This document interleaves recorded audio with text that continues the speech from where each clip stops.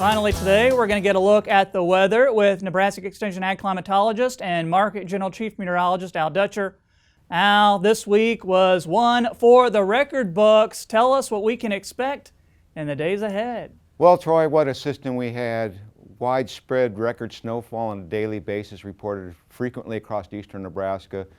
Good widespread 12-inch plus snowfall totals, basically surrounding much of east central, portions of central and southeast Nebraska.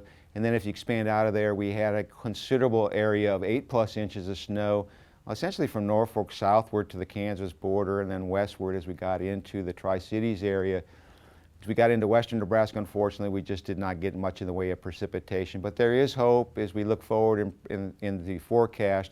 There are several systems that may finally give us what we have been desperately needing in western Nebraska with a good snowfall. But more importantly, with a system that's expected to cross the state, just to the south of the state today, and the rain that is associated with it, there's a distinct possibility that many of the residential areas in our larger cities in the eastern part of the state with the snowpacked roads are going to turn into an icy mess before we start to see a warming trend for a few days before we turn our attention to another major storm coming in next week. So let's take a look at the upper air models and see how things are going to progress. And as we look today, we have yet another system with the upper air low center just to the southeast of the Nebraska.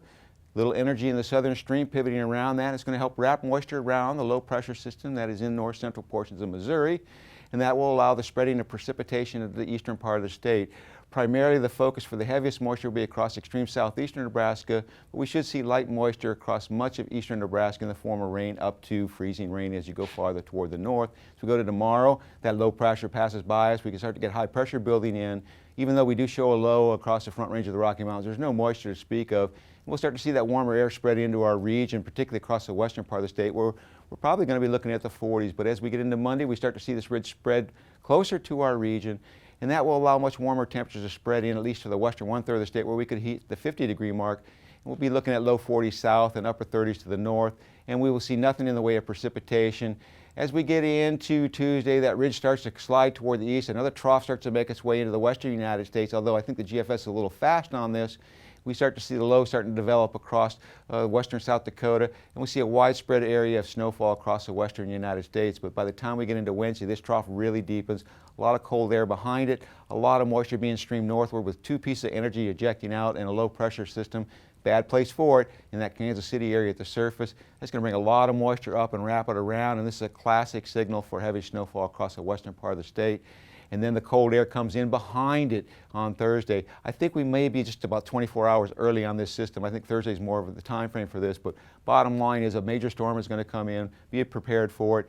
Most of the moisture, according to the GFS, will start to move out of the region as we get into the day on Thursday. And then the real cold air starts to rush behind it, so we're going to get an Arctic blast that's going to cover much of the upper plains and the Midwest region. Doesn't look like we're going to see much in the way of precipitation with this system, but we're going to see some bitter cold temperatures, at least for a couple days, as most of the major cold slides to the east and develops a well wound up system over the northeastern United States.